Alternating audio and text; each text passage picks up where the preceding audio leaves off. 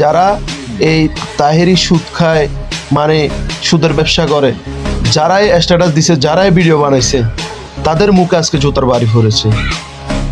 আপনারা এই সাংবাদিকের কথাটাগুলো শুনবেন। এখন তাহেরি হুজুর কি বলছে এগুলো শুনবেন। আমি ভিডিও নিচে আপনাদেরকে দিয়ে দিচ্ছি। আসসালামু আলাইকুম। এই বিষয়টা উল্লেখ করেছে আমার কাছে না জেনে।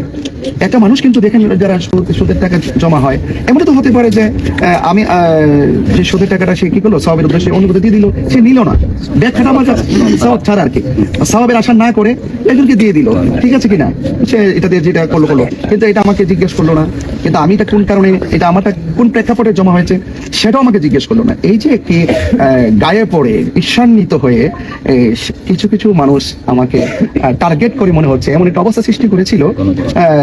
আমি মনে করি নির্বাচন কমিশন এখানে একটু চিন্তা ভাবনা করা দরকার ছিল যে একই সাথে যে বন্ড, সঞ্চয়, আমানত, সুদ, এগুলো একসাথে না রেখে যদি আলাদা আলাদা কলামে রাখতো, তাহলে কিন্তু আমরা কোন প্রেক্ষাপটে টাকা জমা রেখেছি আর এই টাকাটা কিসের পারপাসে এখানে আসছে সেটা আমরা ওই ঘরে উল্লেখ করে দিতাম। তো এখানে 4-5টা কলম দেওয়ার পর সূত্রে আপনি বের করে নিয়ে আসলেন, তাহলে আমারটা আনলেন, এটা কোন খেলা আমি বুঝলাম না। এখানে 300 প্রার্থী তো এই হলফনামাতে এটা পূরণ করেছে, আমার তো মাত্র 22,000 ছিল, এখানে